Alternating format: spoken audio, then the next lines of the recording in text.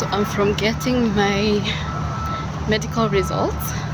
Today I got lost at the metro just when I was about to take out this phone so that I can remind myself what exit I was told to take at the metro. A lady just came up to me and she's like, "Hi, where are you going? Can I help you?" She's Chinese, but she can speak English. I told her, "Yeah, I'm looking for the exit. I want to go to the hospital." She's like, "I'm also going to the hospital. Let's go together." I'm like, okay, perfect.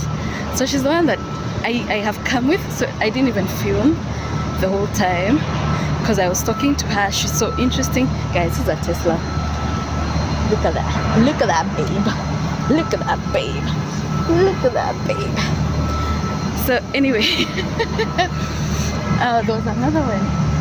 I think the guy, oh yeah, I didn't film it. Right in front of that one there's a smaller Tesla.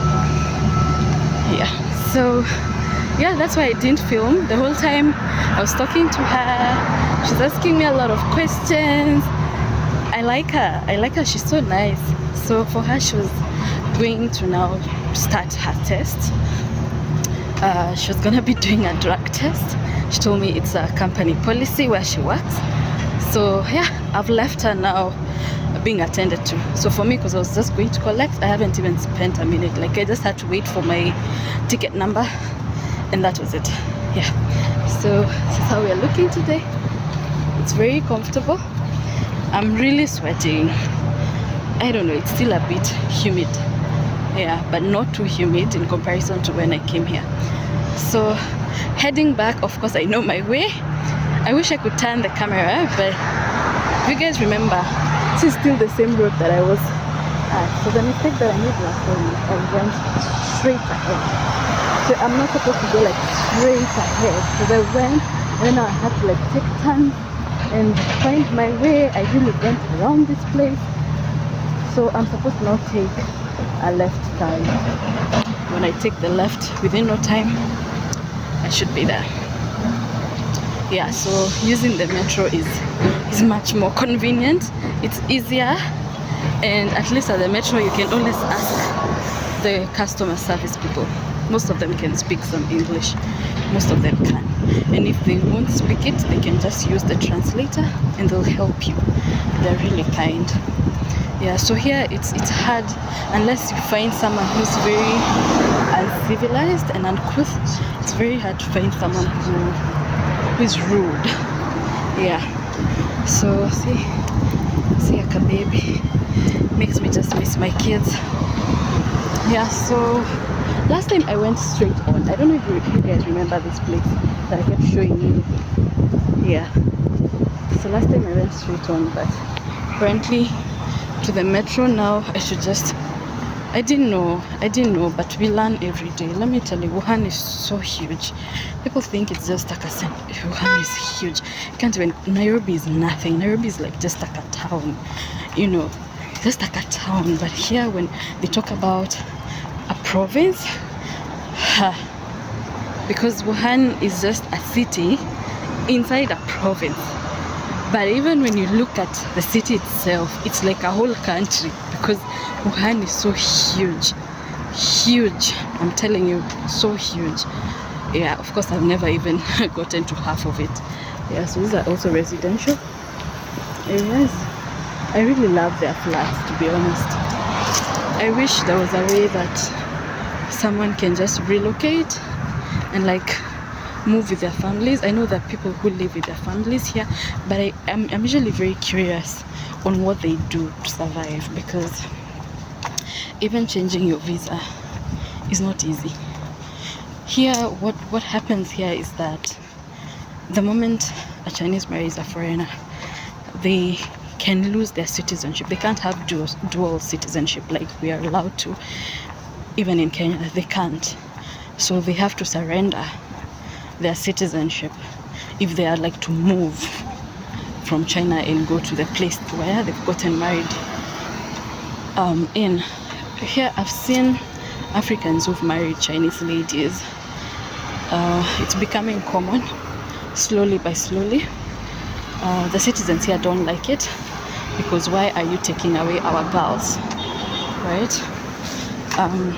But I've seen some. I even know of one who's my friend, and they married and they're doing life. For him, he does business, and I left him pursuing his PhD. So I don't know what they do to survive. I also saw another family very recently on WeChat channels, and the guy studied medicine. He's married a Chinese girl. He's Nigerian from the accent, and I don't know what he does, because you see, you need a job if you're not like working formally, because even here getting someone to employ you as a foreigner is not very easy. For what I know, it's not easy. It's possible, but it's not easy. So I kept wondering, like, how come? Like, what do these people do? I wish I could just cross, because, but the signage is showing I should not cross. I'm not free to, but there are no cars. Yeah, but I don't know what they usually do, because getting like formal employment is not easy, because also the population here is a bit huge, and also the rate of unemployment is also huge. So even getting someone to just give you a job, like for real, give you a job, I don't know what kind of hassles they do, because life here is not that expensive, but it's also not cheap. It's also not that cheap. Like, you need to pay a house, and here houses are paid like quarterly. So you're literally paying like 4 months or 3 months. That's a lot of rent. Yeah, so, and the rent is a bit expensive. Talking about thousands of yuans. So I don't know what they do to survive. But for me, I always say, if there's a place that God can make provision for me to live with my kids, I'd take it. Because here they're international schools. I met a family very recently when I was applying for my visa. Kenyan family. The man was applying for visa for his kids. He's a teacher here in an international school. I know he wanted to like go with his kids, and it's possible to still do that. You can still get paid, because mostly, from what I know, when you're employed in a school, they actually give you accommodation. Of course, it won't be the fancy place that you'd want, but they do give you accommodation. I remember we used to get a lot of such incentives, like if you want to teach, but then also teaching here is not easy, because out of all the African countries that we have, only South Africa is allowed to teach. Yeah, this is based on the information that I had as of 2020. I don't know whether that has changed. Yeah, so for me, I would not mind to live here. It's very safe. It's clean most of the time. Of course, the air is not like Kenyan air. The food, you struggle a bit, but you can always find whatever you want and cook for yourself. Like, it's livable. That's the point. And it's a place your kids can just adapt to. Yeah, so another station. I don't know why this railway station, but they always look like this. This one is called Wuhan Dong. It's Wuhan East. I think Dong is East. Wuhan Dong railway station.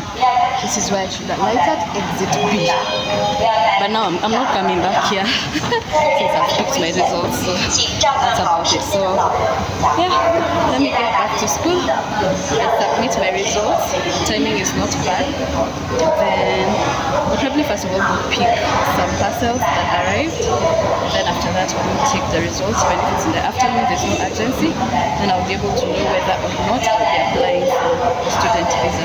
I need that now that they said I cannot graduate in December. That means I have to get a longer stay, and the visa has to be valid. Yeah. So that's about it. Let me get back to school.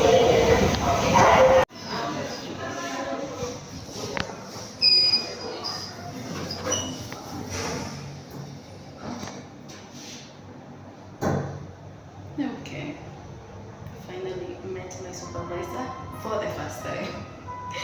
Yeah, so I'm gonna be sending in my draft, see how things will move moving forward, but it seems friendly.